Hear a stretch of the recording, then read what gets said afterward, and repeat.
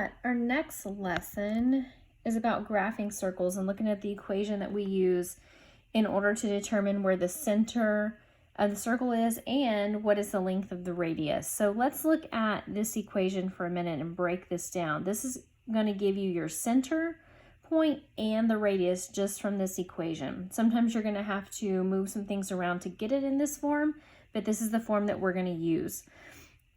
So we know what a radius is. We know a radius is from the center to the outside of the circle. We know that all radii are the same, and we know what the center is, okay? And that's how we name a circle. And so if we look at this equation here, it tells you that your center comes from the h and the k. The one thing you have to remember about that is you have to take the opposite sign of that. So if it says x minus 3, then your h would be 3. If it says x plus 2, then your h would be negative 2. So just take the opposite sign of whatever your h and k are. And I'll show you what that looks like in some examples here. Then your r is your radius, and radius squared, so you have to square root that number in order to get the length of the radius. So again, this is where you get your center point, and you take the opposite sign, and then you square root the number here, and that gives you your radius.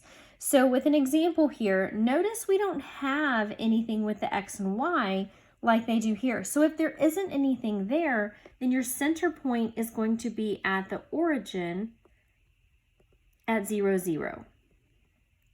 Okay? Your radius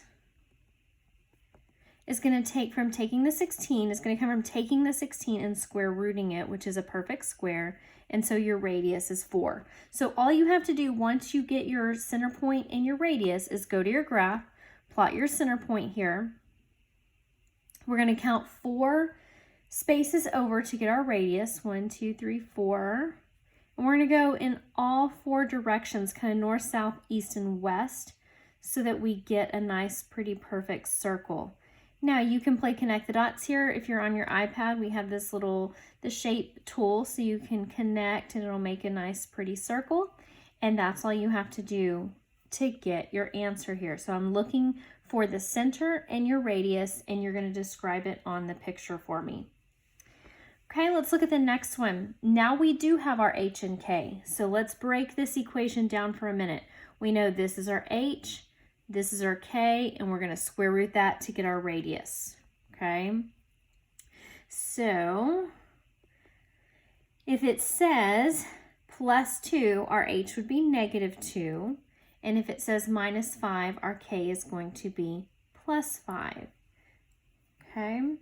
Then our radius comes from taking that 9 and square rooting it. And we have another perfect square. We'll look at what to do if it's not perfect here in a minute. But since this one's perfect, we know that our radius has a length of 3. So we're going to go to our graph here, negative 2, 5. Always start with your center. So negative 2, positive 5. And then our radius is 3. So we're going to go 3 in all 4 directions, north, south, east, and west. Doesn't matter which one you start with. Connect, and you have your circle. Okay. Now let's look at this one. This one looks a little different because you have something in front of there. And when we go back here to our original equation, there is nothing in front of the parentheses. So you have to get rid of that first. So because there's a 4 here, and I'm going to highlight that to point that out, because there's these 4s here, we have to get rid of them. And because they're multiplying, the opposite would be to divide both sides by 4. Okay, so cancel, cancel. We're left with x squared plus y plus 2 squared equals, and if we divide that, that gives us 31.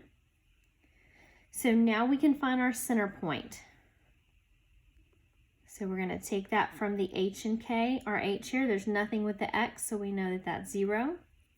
The k is with the y always, and the opposite of that would be negative 2. And then for our radius, we're going to square root the 31, but 31 is not perfect, and that's okay. You can leave it like this if it's just asking for the radius, or try to break it down. This one's not going to break down. Or you can go to your calculator and get the approximation so that when you go to graph it, you'll kind of have an idea of how far to go. It's not going to be exact like the others are, but you can get that approximate value. So the square root of 31 is about 5.6. Okay, so we're going to go here to our center point at 0, -2.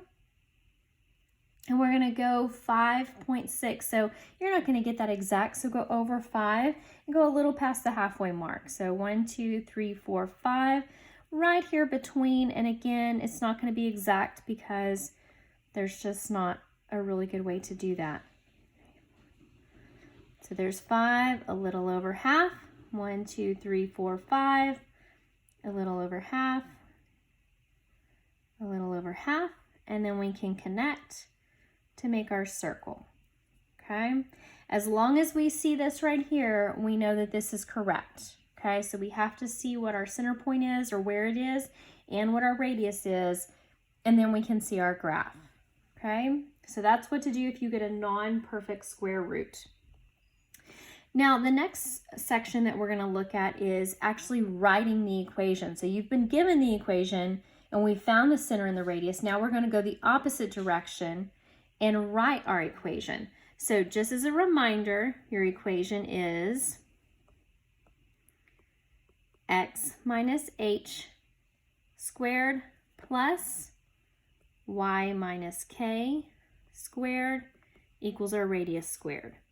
Okay, so remember we take the opposite. So if it's plus, we're going to stick with that minus. So we would say x minus 4 close squared plus +2, so y minus 2, close squared, and we're going to square our radius. So 6 squared gives us 36, and that finishes out our equation. That's all you have to do is plug that information in.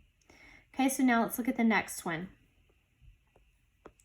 So we have x, and because it's -2, those two negatives make a positive.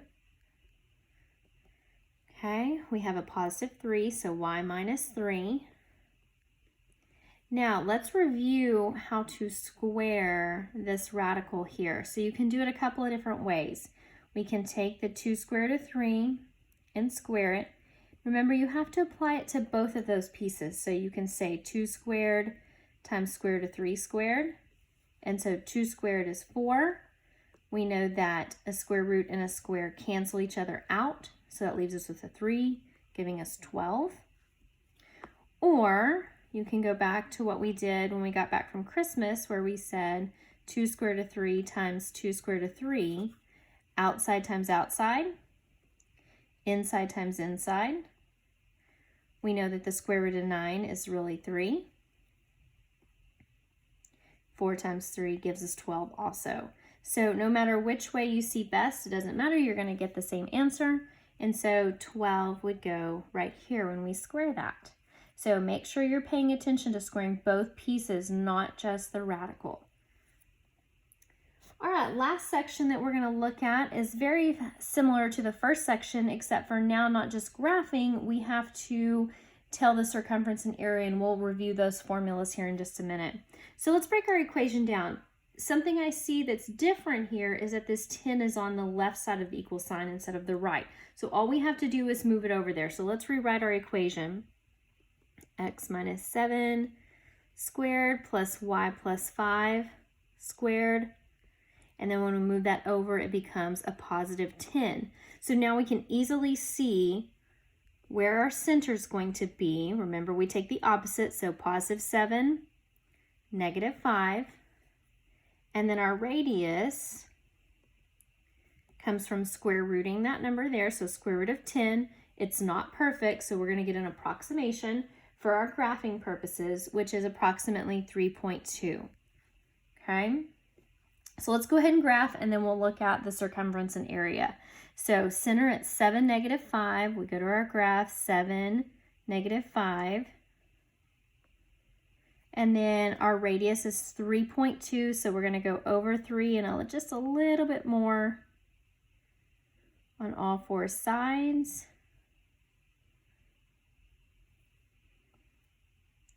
To create our circle. Okay, last part here is circumference and area. So I'm going to write down your formulas, and they are on the notes. Keep posted. Circumference remember, is just like the perimeter of the circle. So the formula for that is 2 times pi times your radius.